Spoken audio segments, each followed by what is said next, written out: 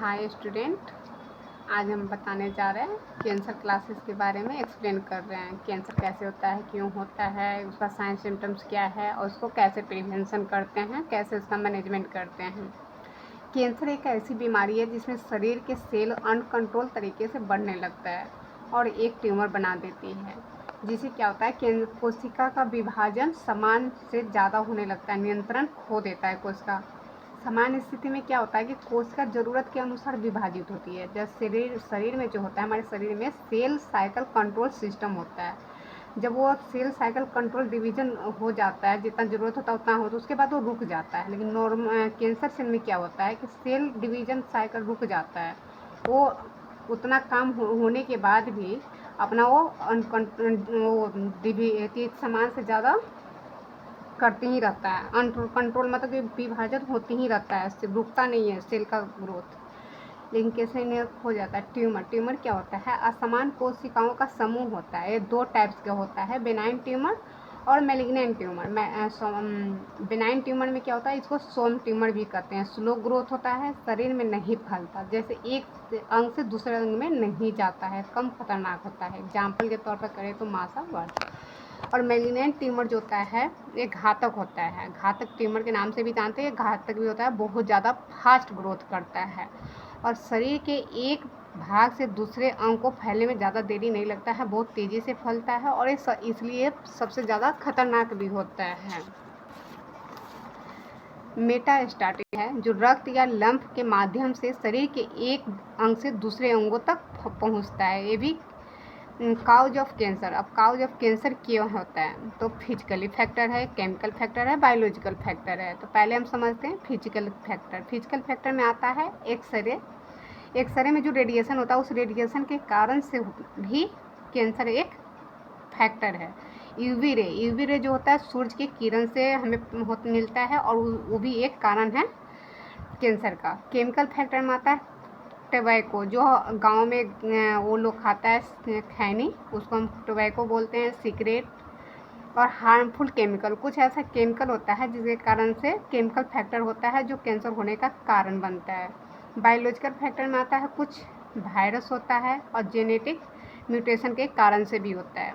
ऑन्कोजेन एक ऐसी जीन है जो कैंसर को बढ़ावा देता है। ये नॉर्मल जीन होता है उसको मैच्योरेट होता है। म्यूटेशन होने पर ही अनकंट्रोल सेल का डिवीजन शुरू कर देता है। क्या है?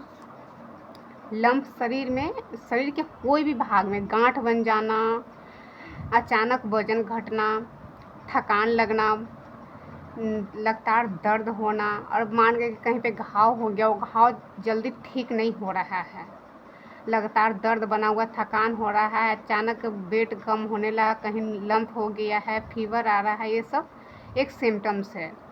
टाइप्स ऑफ कैंसर में भी आता है।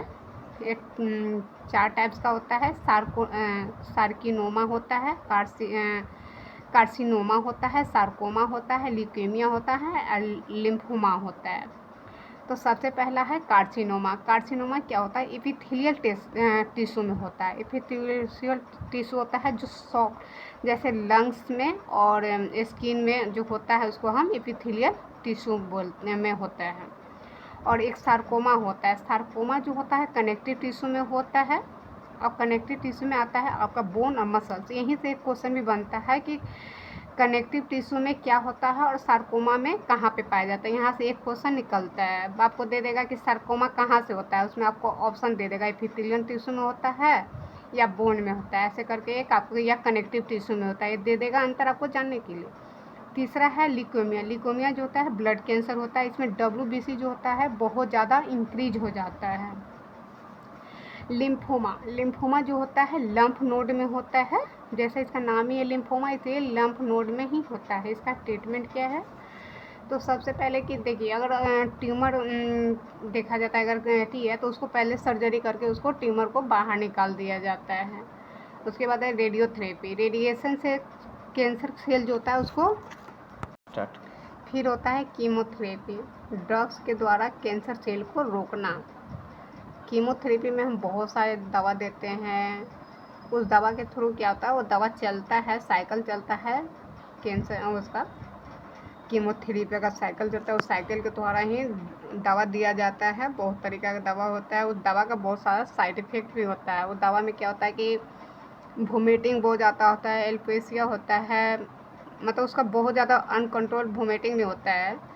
लेकिन साइड इफ़ेक्ट भी दवा का कुछ ज़्यादा होता है, लेकिन उससे कीमोथेरेपी से भी बहुत सही इलाज है उसका।